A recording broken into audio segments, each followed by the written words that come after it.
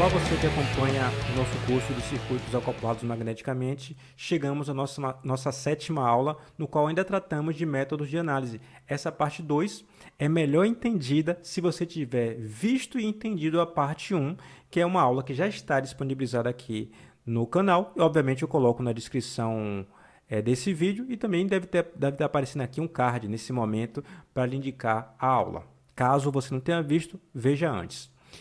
Assim como na aula anterior, eu conto com o apoio de uma ilustração para me ajudar a te explicar o que é que eu quero com esse método. Olha só, eu tenho aqui um circuito, esse aqui em branco, no qual eu tenho as duas autoindutâncias e a indutância mútua. Esses dois pontos estão aqui porque eu decidi botar nessas posições, não faz diferença, a gente sabe resolver a partir de agora, ou melhor, já tem algumas aulas que a gente já sabe resolver as questões, independente de onde os pontos estejam. E as correntes I1 e I2, o sentido que você convenciona é aleatório. Eu decidi colocar I1 para baixo e I2 aqui para cima. A vontade foi minha. A gente já viu na aula passada que a gente pode escrever essas equações facilmente. A gente pode escrever a tensão induzida na bobina 1 como sendo J, ou melhor, escrevendo os valores da tensão em regime permanente. Vou até fazer a troca aqui. Se torna o fasor tensão V1 é igual a J, a reatância que representa o efeito de autoindução, que substitui, obviamente, o L11, vezes a corrente I1, mais ou menos J, a reatância que substitui a indutância mútua. Note que aqui é M e aqui eu fiz questão de botar o M com um traçozinho embaixo. Afinal de contas, esse M com o traçozinho embaixo é uma reatância. Só botei assim para diferenciar. E vale ômega M, né? Vezes a corrente I2. A mesma coisa em relação à tensão V2. J, X, 2. Opa, esse I2 ficou feio. Ficou melhor agora. I2 mais ou menos J, reatância que representa a indutância mútua, vezes a corrente I1. A gente usa a inspeção do circuito para poder fazer isso aqui. O mais ou menos é decidido, como a gente já viu, utilizando os critérios de polaridade. Mas existe uma outra forma da gente fazer essa análise e não precisar escrever as equações de forma direta e contar com auxílio intermediário, que é colocar esse circuito com essa indutância mútua numa forma que a gente já esteja mais habituado. Olhem só. Aqui eu tenho uma tensão V1 que depende da corrente I2. E aqui eu tenho uma tensão V2 que depende da corrente I1. A palavra depende fortemente é associada na mente da gente a uma fonte dependente.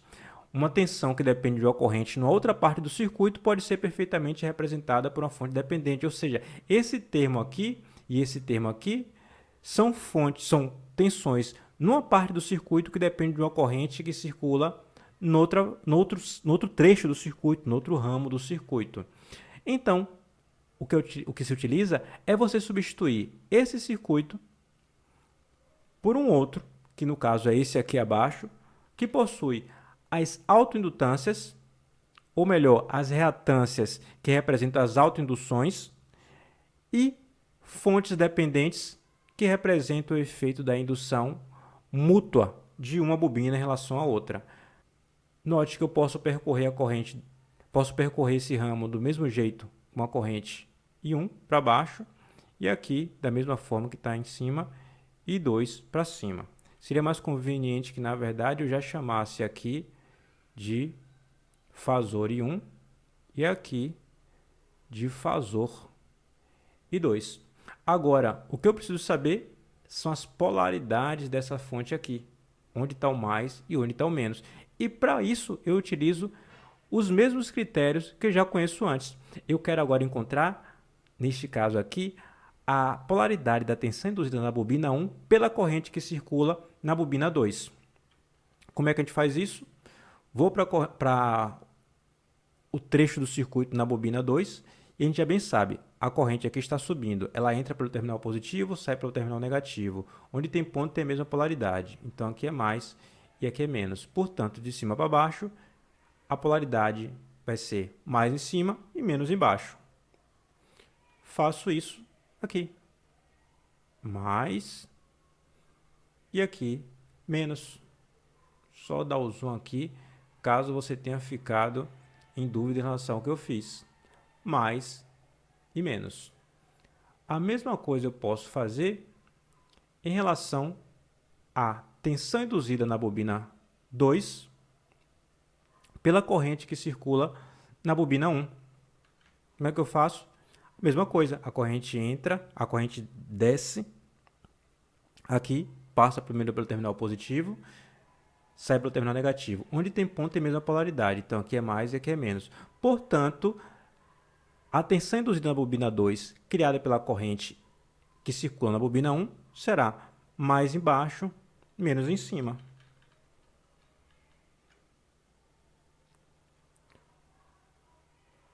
Será, portanto, mais embaixo e menos em cima. Ao trocar os desenhos, esse desenho original, com duas autoindutâncias e uma indutância mútua, por um desenho que tem duas autoindutâncias, que a gente simplesmente chama nos circuitos de indutâncias, ou no caso, reatâncias indutivas, e depois por duas fontes de tensão controladas, eu passo a utilizar as mesmas técnicas de circuito que eu já conhecia antes, sem precisar nem mesmo me ater às questões de tensão mútua e, portanto, de indutâncias mútuas também. Vamos praticar isso para entender melhor? A gente tinha na aula passada esse circuito aqui, que a gente resolveu como exemplo. Foi solicitado que a gente calculasse a tensão Vx. Para isso, o que foi que a gente fez? A gente colocou aqui, ó, indicando 3 correntes. Eu quis fazê-las no sentido anti-horário, porque simplesmente eu quis. Você escolha o sentido que você quiser, que não vamos brigar por isso. E aqui, e 1.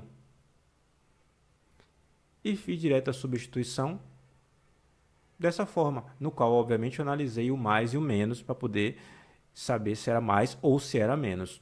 Agora, o que eu quero propor é que a gente use para esse circuito a substituição desse trecho que tem as autoindutâncias e a indutância mútua por um outro circuito que possui, obviamente, só minimizar um pouquinho aqui para ficar mais claro, para tudo caber no quadro, que substitui as autoindutâncias e a indutância mútua por duas autoindutâncias e também por duas fontes de tensão controladas, da mesma forma que foi proposto aqui. Eu tenho aqui as reatâncias X1, X11, JX11, JX22 e aqui o J reatância M vezes I2, J reatância M vezes I1. Aqui eu percebi só uma coisinha que eu quero ser rigoroso com isso. Eu quero botar o tracinho aqui em cima, que eu percebi que eu tinha esquecido. Vamos lá. Pronto. Já fiz a substituição e agora o que eu preciso encontrar é a polaridade. Venho aqui para o meu circuito original e faço o seguinte. Quero saber a polaridade primeiro dessa aqui, da tensão mútua induzida na bobina 1 pela corrente que circula na bobina 2. Note que eu botei aqui no sentido anti-horário. Portanto, a corrente entra por cima, sai por baixo. Onde tem ponto tem menos polaridade, então aqui é menos e aqui é mais. Então, já sei que aqui, deixa eu só tirar, aqui vai ser, botar numa outra cor para ficar mais notável, aqui vai ser menos e aqui vai ser mais. Só dar o destaque, menos e mais. Mesma coisa agora em relação à bobina 2. Eu quero encontrar a tensão induzida na bobina 2 pela corrente que circula na bobina 1. Venho aqui na bobina 1, a corrente entra pelo terminal de baixo, sai pelo terminal de cima. Onde tem ponto, eu marco com positivo na outra bobina. Afinal de contas, aqui é mais, na outra tem que ser mais também. é aqui menos. Como a corrente indicada I2 passa de cima para baixo, primeiro pelo terminal negativo e depois pelo terminal positivo, então é menos em cima e mais embaixo na bobina 2. Menos em cima e mais embaixo. Beleza. Tenho então um circuito que eu posso resolver com as mesmas técnicas que eu já conheço. Indico aqui novamente as correntes I1, nos mesmos sentidos que eu fiz os cálculos, obviamente, das polaridades. Eu não posso trocar agora os sentidos, eu tenho que escolher o sentido e respeitar. E aqui, I3. O que precisamos é encontrar as três equações de tensão das três malhas, da malha 1, da malha 2 e da malha 3. Como fazemos? Faça por sua conta. Eu vou começar na primeira malha aqui e dar a volta e chegar ao mesmo ponto. Venho aqui e faço em relação à malha 1.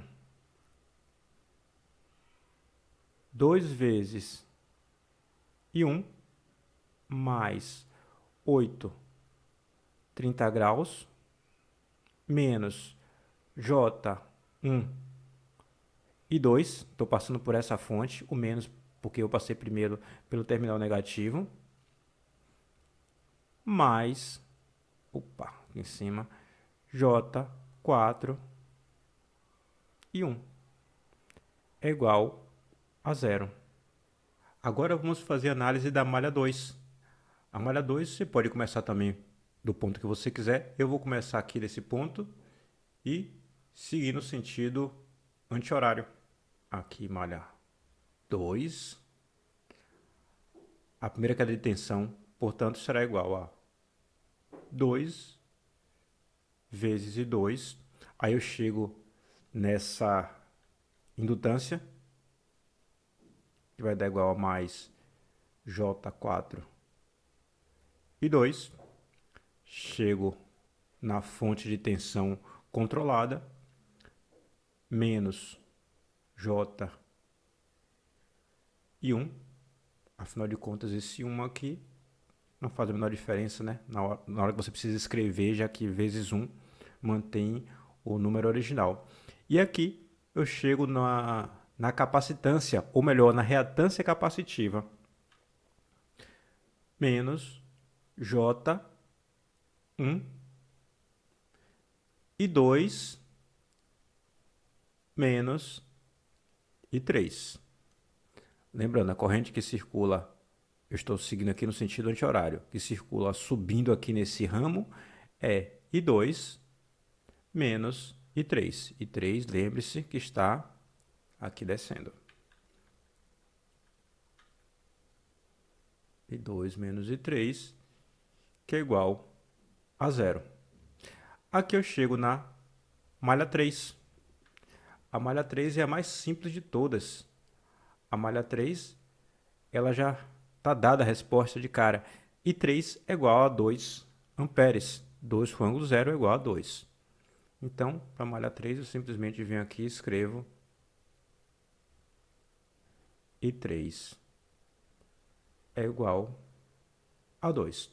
Aí vem um porém, eu não preciso continuar a solução dessa questão, porque no final das contas, essas equações que eu acabei de encontrar são as mesmas equações que eu encontrei na aula anterior e eu já solucionei esse circuito. Obviamente, eu estou atrás de I2 e depois que eu encontro I2, eu encontro a queda de tensão solicitada Vx. Como você, obviamente, continuou essa aula porque viu a aula anterior, já tem a resposta dessa questão.